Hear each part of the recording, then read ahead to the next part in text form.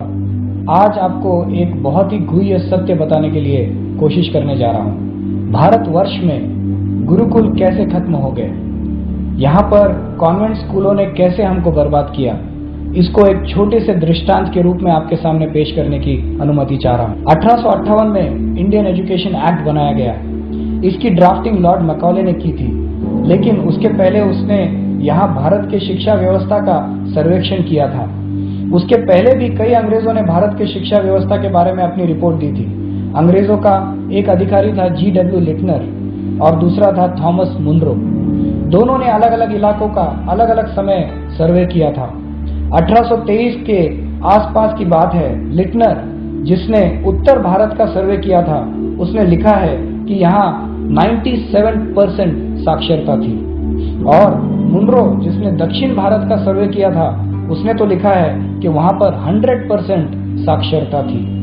और उस समय जब भारत में इतनी साक्षरता है, और मैकॉले का स्पष्ट कहना था कि भारत को हमेशा हमेशा के लिए अगर गुलाम देश बनाना है तो इसकी देशी और सांस्कृतिक शिक्षा व्यवस्था का पूरी तरह से ध्वस्त करना होगा और उसकी जगह अंग्रेजी शिक्षा व्यवस्था को लाना होगा। और अगर इस देश में शरीर से हिंदुस्तानी और दिमाग से अंग्रेज पैदा करने होंगे लोग, तो हमें इस देश की यूनिवर्सिटी से जो भी निकलेंगे वो हमारे हित में काम करेंगे।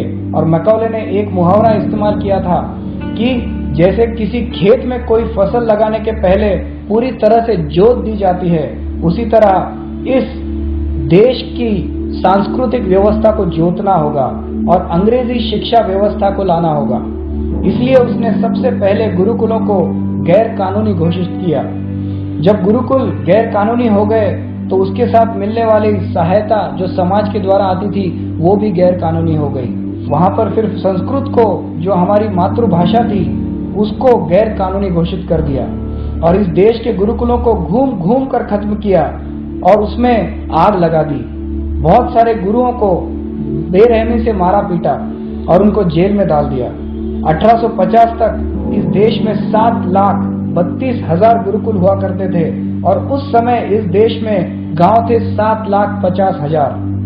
तो इसका मतलब हुआ कि हर गांव में प्रत्यक्ष एक गुरुकुल हुआ करता था और ये एक अपने आप में एक हायर लर्निंग इंस्टीट्यूट हुआ करता था। 18 विषय पढ़ाए जाते थे और ये गुरुकुल समाज से चलाए जाते थे, ना कि इसमें कोई पॉलिटिकल या राज या महाराजाओं का कोई कनेक्ट था। गुरुकुलों में शिक्षा निःशुल्क दी जाती थी और इस तरह से सारे गुरुकुलों को खत्म किया गया और फिर अंग्रेजी शिक्षा का कानूनी घोषित कर दिया गया और कलकत्ता में पहली कॉन्वेंट बनाई गई, स्कूल खोला गया। उस समय इसे फ्री स्कूल कहा जाता था। कानून के तहत भारत में कलकत्ता यूनिवर्सिटी बनाई गई, फिर उसके बाद बम्बई यूनिवर्सिटी बनाई गई और उसके बाद मद्रास यूनिवर्सिटी बनाई गई। और ये गुलामी के जो आज चिन्ह है, आज भी हमारे पास मौजूद है इन यूनिवर्सिटियों के माध्यम से। उसके बाद एक बहुत ही फेमस चिट्ठी मैकॉले ने अपने पिता को लिखी। उसमें उसने लिखा कि इन कॉन्वेंट स्कूलों से ऐसे बच्चे निकलेंगे जो देखने में तो भारतीय दिखेंगे लेकिन दिमाग से अंग्रेज होंगे और इन्हें अपने देश के बारे में कुछ पता नहीं होगा, इनको अपनी संस्कृति के बारे में पता नहीं होगा, छोड़िए उन्हें तो अपनी मुहावरे भी याद नहीं होंगे। ऐसे लोग इन कॉन्वेंट स्कूलों से बाहर निकलेंगे, अपने परंपराओं के बारे में भूल जाएंगे। हम जब चले भी जाएंगे तो ये अंग्रेजियत यहाँ से नहीं जाएगी। ये फेमस चिट्ठी मैकॉले ने अपने पिता को लिखी थी। उस समय लिखी चिट्ठी की सच्चाई इस देश में अब भी साफ साफ दिखाई दे रही है और उस एक्ट की महिमा देखिए कि हमें अपनी भाषा बोलने में शर्म आती है। अंग्रेजी में बोलते हैं तो दूसरों पे रौब पड़ेगा, ऐसा सोचते हैं। अरे क्या रौब पड़ेगा, जिन्हें अपनी भाषा बोलने में शर्म आ रही है, दूसरों पर रौब क्या पड़ेगा उन लोगों का। लोगों का तर्क है कि अंग्रेजी अंतर्राष्ट्रीय भाषा है।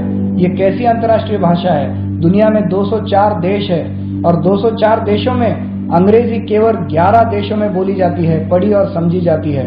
फिर ये कैसी अंतर्राष्ट्रीय भाषा है? शब्दों के मामले में भी अंग्रेजी समृद्ध नहीं, दरिद्र भाषा है। इन अंग्रेजों की जो बाइबल है वो भी अंग्रेजी में नहीं है। ईसा मसीह जो थे वो अंग्रेजी नहीं बोला करते थे, वो अरमैक भाषा बोला करते थे।